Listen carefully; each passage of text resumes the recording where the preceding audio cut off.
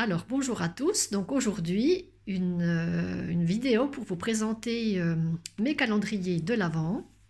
Nous sommes le 10 novembre, donc je suis bien en avance. Donc, j'ai fait 2 sapins et un comme ça. Donc, ceux-là, ce sont pour des adultes. Et celui-ci pour une petite fille. Voilà. Donc, toujours fidèle au papier de chez Action. Je vous avais déjà expliqué comment je faisais les calendriers. Si vous voulez plus d'infos, et bien sous cette vidéo, dans la barre d'infos en dessous, j'ai créé une playlist spéciale scrapbooking où vous retrouverez mes calendriers des années précédentes. Donc cette année, je suis restée sur la simplicité, petit sapin.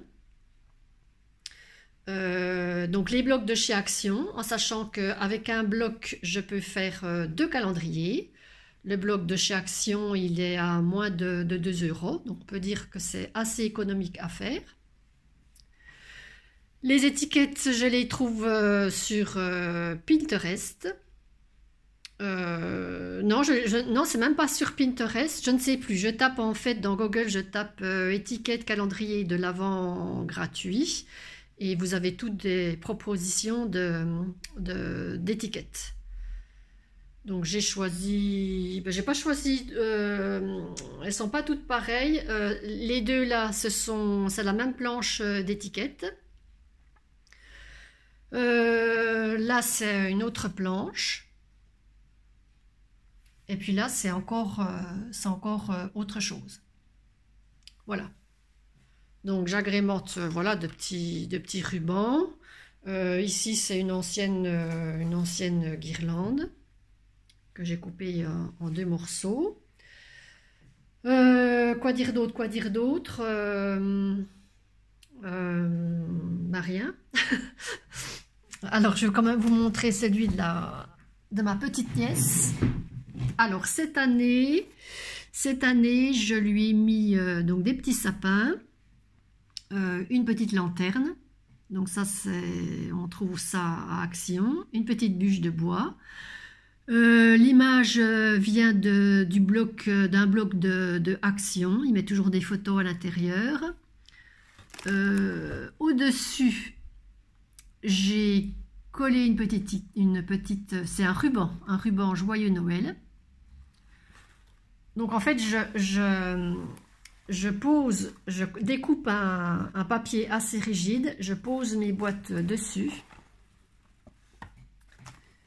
Je pose mes boîtes et ici j'ai mis une feuille, c'est une feuille blanche en fait. Une feuille, elle est un peu cartonnée je crois celle-ci, une feuille blanche et par-dessus je mets ma petite déco. Ça, ce sont des petites perles de diamond painting. Quand vous faites du diamond painting, il y a toujours du râpe de diamants. Donc, je les ai collés. Alors, c'était un peu très long à faire ça, parce qu'il faut prendre voilà, moi j'ai pris une pince à épiler, mettre un peu de colle sous chaque petite perle. Ici, pareil, ce sont des petites fleurs qui viennent d'un diamond painting. Pareil, une par une à la pince à épiler. Ça, c'est un petit objet qu'on m'avait offert. De l'autre côté, pareil, j'ai collé les petites perles.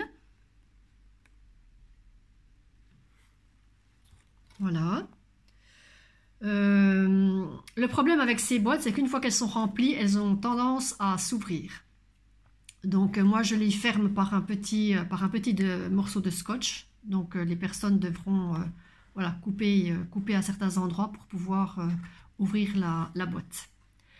Les étiquettes, je les imprime sur du papier blanc, mais chaque année, je me dis, il faut quand même que tu achètes du papier autocollant. Ça ira beaucoup plus vite.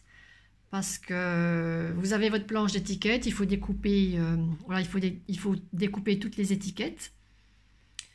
Et puis après, je les colle bien sûr une à une à la colle. Que si j'avais du papier autocollant, eh ben ça irait beaucoup plus vite. Voilà. Donc, ils vont être livrés samedi. Et je posterai la vidéo une fois que les personnes auront réceptionné leur, leur petit calendrier. Voilà. Et pour les offrir, eh ben moi je les mets je les emballe dans du papier, c'est le papier de fleuriste. Voilà.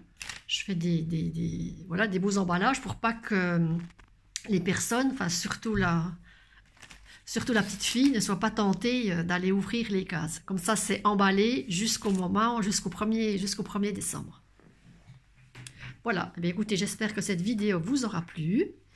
Je vous laisse pour aujourd'hui et je vous dis à bientôt pour une prochaine vidéo.